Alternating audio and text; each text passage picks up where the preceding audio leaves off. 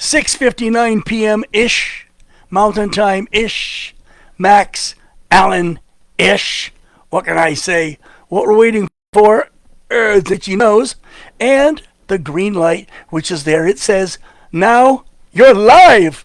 Look, tonight we got something very important. I want to talk to you about a critical technological lag that could cost us, the United States, dearly. Now, for decades, we've been the leaders in technology. We've done things nobody said they could do. Hell, we've got Elon Musk. But China, now we're not going to talk about them long. I want to get into Russia. China now has a nuclear aircraft carrier using modular reactors. We don't have one of those. What does it mean? It means they can recore it on the run. This thing can go forever. And that same carrier, it's the Fujian, has electromagnetic launch apparatus, not steam catapults. Do you understand? We're still experimenting with the idea of electromagnetic launch catapults. They've got them in a vessel out in the ocean, and China has their new hypercavitating torpedoes. Torpedoes that literally fly in a bubble of air underwater at speeds so great that a ship can't get the hell out of the way.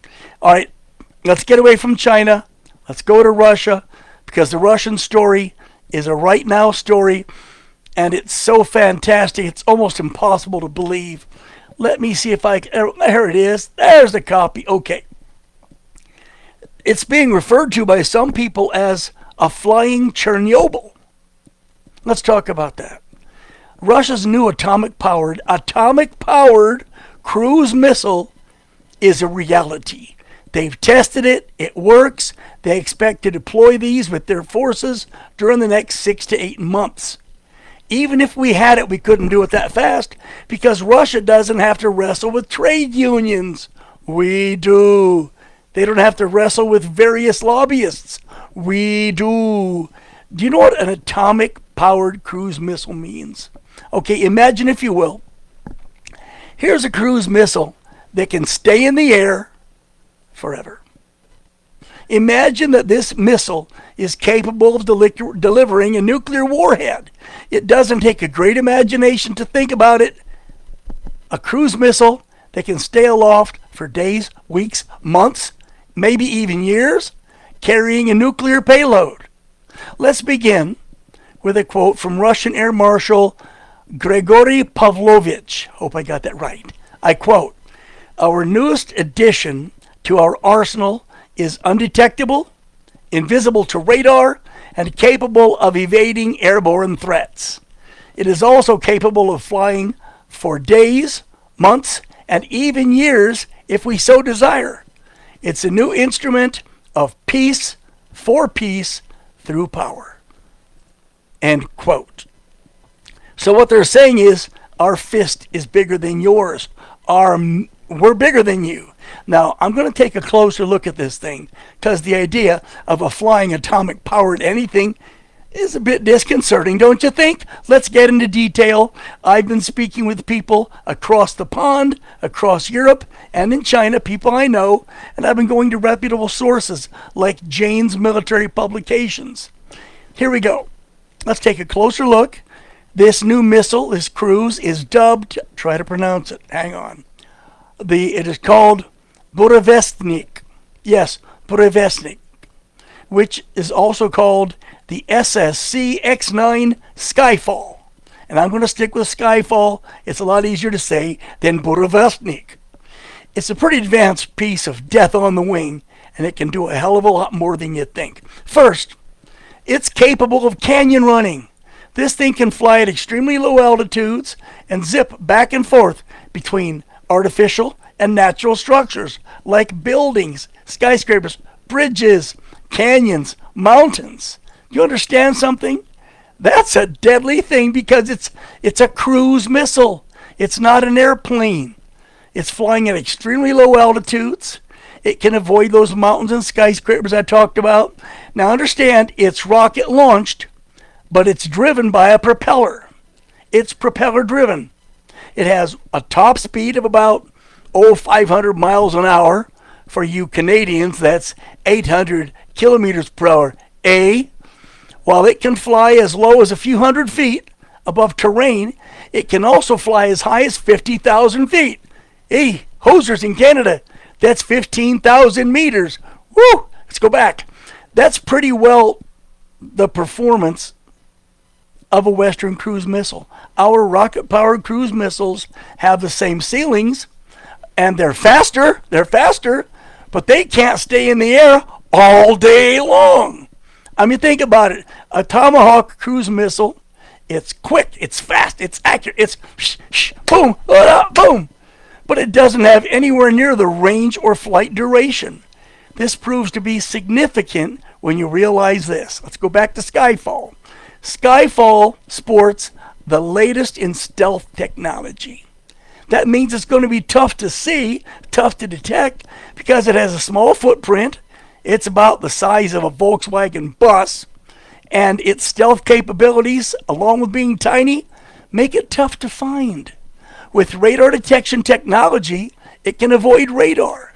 Whether it's above or below an AWACS, it can take care of that. It can also fly below the radar, below any radar, when it's skimming geographic and man-made structures, because these buildings and mountains hide it in the shadow of the radar. Furthermore, it can fly 100 feet or less above the water, like over the ocean, over a river, making it impossible for ships to detect because shipboard radar cannot detect below the sides of the ship. I think they call them the beams. So anything below that, get a carrier, there's a few hundred feet right there. Guy comes down to 100 feet, you can't see him. It's the same thing that Argentinian pilots did to the British fleet during the Falklands War. We'll get into that later. Let's go back to Russia, okay? Russia, here's a quote from President Vladimir Putin. Oh, Vladimir. He said, Russia has successfully tested its nuclear-powered and nuclear-capable missile and is preparing to deploy it. This is according to Russian President Putin, who said this 2 days ago, Saturday. That's a strong message to the West after plans for a summit with President Trump fell through. It's funny they waited for those plans to fall apart before they broke this out. I think they want to talk. Russia wants to talk about this Ukraine shit, but they want to do it from a position of power.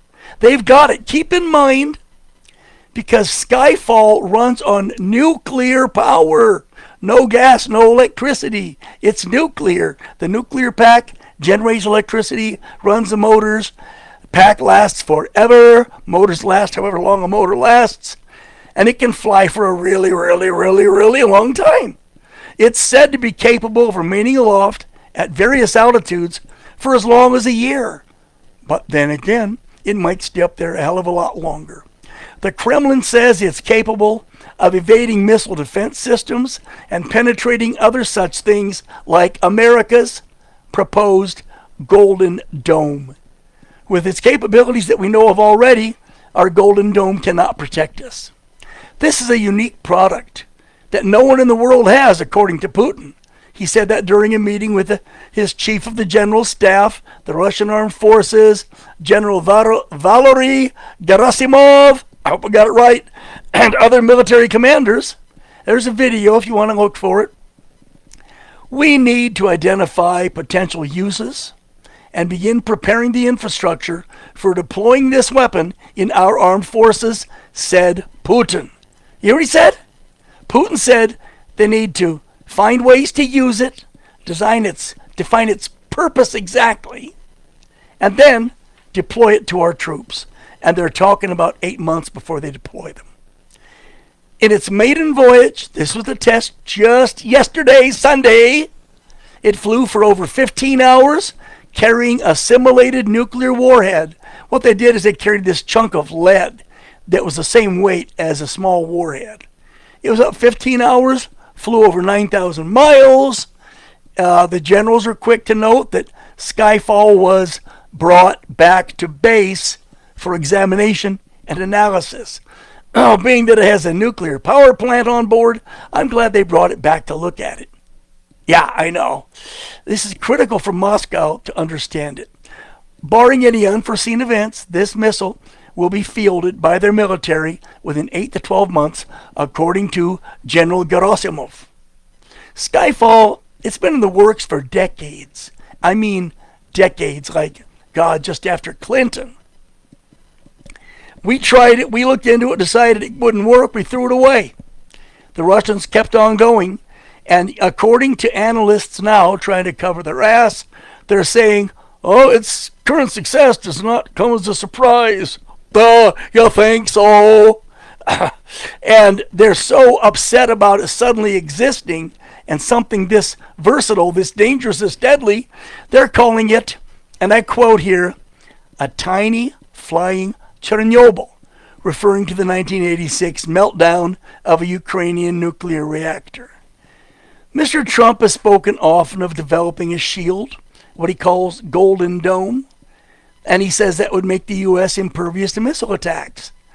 Well, we would not be impervious to Burevestnik, Skyfall, because it's engineered to evade the Golden Dome. It could do it if it's coming in hundreds of feet off the ground. Golden Dome isn't worth a damn. Now, I think that further negotiation with Russia, it's not only necessary, it's critical. And the whole truth about the Russia-Ukraine war must be brought to light of the public. We get so damn much propaganda, it's polluted the truth from both sides, Russia and Ukraine. To hear them, both sides are winning the war, and they will soon crush the other. Come on. If you ask me, the only thing being crushed between Russia and Ukraine is the truth. Keep in mind one single fact. If Russia really wanted to take Ukraine, they could have crushed them in a month. They could still wipe them out in a month if they really wanted Ukraine, but they don't. So why haven't they conquered Ukraine? The only explanation is that Russia's been fighting a defensive action while Ukraine is fighting an offensive war. Every time Ukraine blows something up in Russia, Russia feels the need to blow something up in Ukraine. The fact is, Ukraine wants to take these 3 provinces back. Russia has already checked with the people in the provinces. They want to stay Russian. Well, if we don't get our shit together, Russia might have a big surprise from China's hypercavitating super-fast torpedoes, their sunburn rockets, anti-ship rockets, their advanced space station, their electromagnetic launch from their, again, modular nuclear reactor-powered Fujian aircraft carrier. All of these countries, Russia, China, India, with their new 6th and 7th generation fighters. What the hell is going on? Why are we getting out-teched? If we're not getting out-teched, they're keeping it a real good secret. And you know what? From my experience, one thing American government is incapable of, keeping a secret.